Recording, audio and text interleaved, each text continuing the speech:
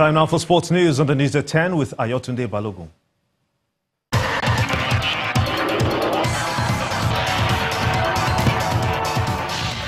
Many thanks, Gimba. The finals of the Nestle Milo Basketball Championships for secondary schools will hold from Saturday, May the 5th to Thursday, May the 10th at the indoor of the National Sports Stadium, or the National Stadium in Surulere, Lagos. Well, 12 schools drawn from the Atlantic, Central, Emirates and Western conferences are expected to feature in the boys and girls categories.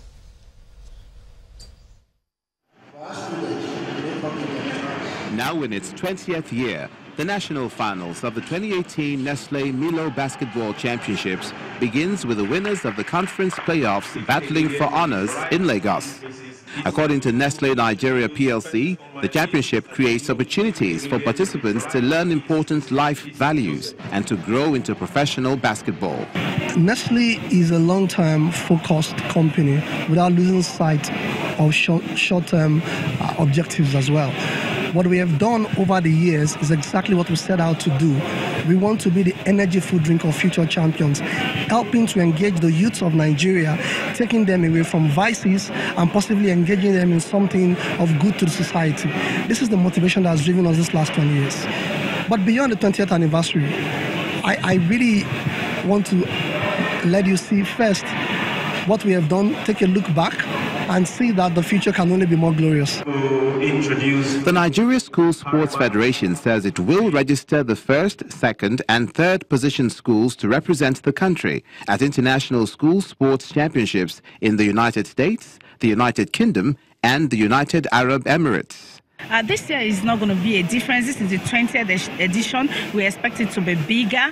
We're going to seek for the gracious support of state governments and corporate organizations to ensure that it does not end there. This talent should not just win in Nigeria. They should be given the opportunity to compete with their counterparts in other countries. Please, let's put our hands together for them as they receive the trophy. Nestle Nigeria PLC says it's committed to building a bright future for the Nigerian youth through the support and promotion of basketball in schools. The draw ceremony for Season 10 of the Channel's International Kids Cup Lagos Preliminaries will be done on Friday, May the 4th. During the event, which will take place at the Channel's television headquarters in Lagos, the 32 schools cleared by the technical committee will be paired into 2 groups and compete from 2 centers in a knockout format. Meanwhile, pupils of Greenhaven Montessori School in Sherry North have intensified preparations ahead of the Lagos preliminaries.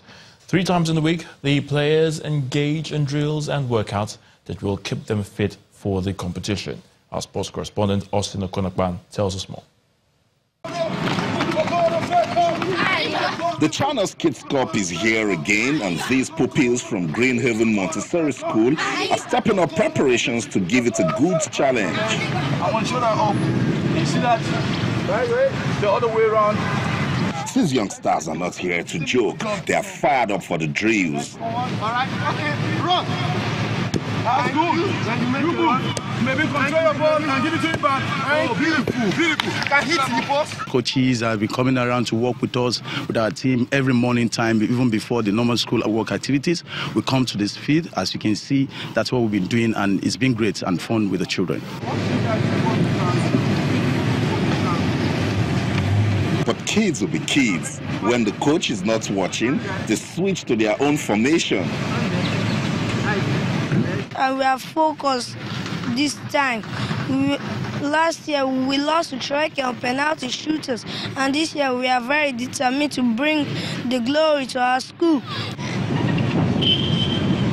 Ball walk over, body stretch is done, and so it's water time.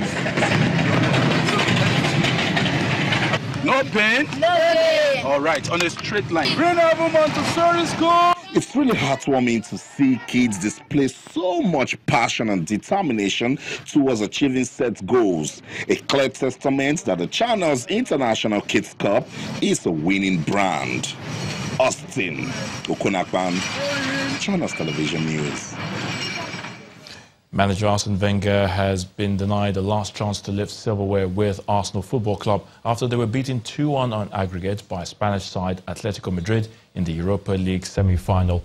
Former Chelsea striker Diego Costa returned to the Atletico side to haunt the Gunners again, and was his composed chip on the brink of half-time, which ended Arsenal's European hopes at the Wanda Metropolitano. And that's a wrap in sports news. The news at 10 continues shortly.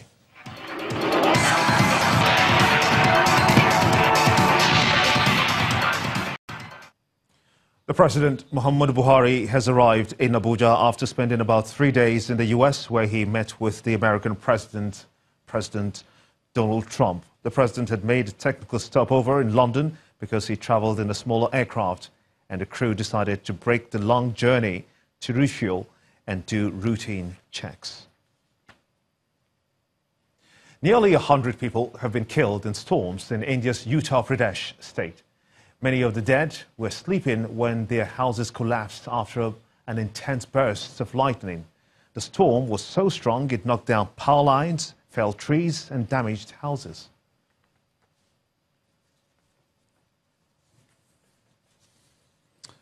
And the main news again.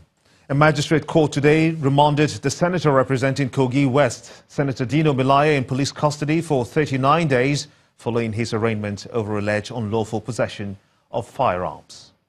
Also today, the death toll in Zamfara state attack rises to 20 as the state government asks for improved security surveillance for affected areas. And fierce sandstorm today wreaked havoc in India, killing over 100 people and injuring many others.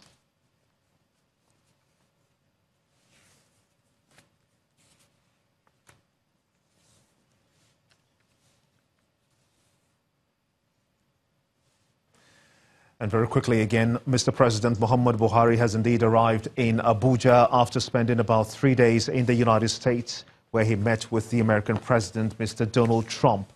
The President had made a technical stopover in London because he traveled in a smaller aircraft, and the crew decided to break the long journey to refuel and do routine checks. And that's how it's been on the news at 10 tonight. I want to thank you so much indeed for watching. On behalf of all of us here, have a splendid night. Good night.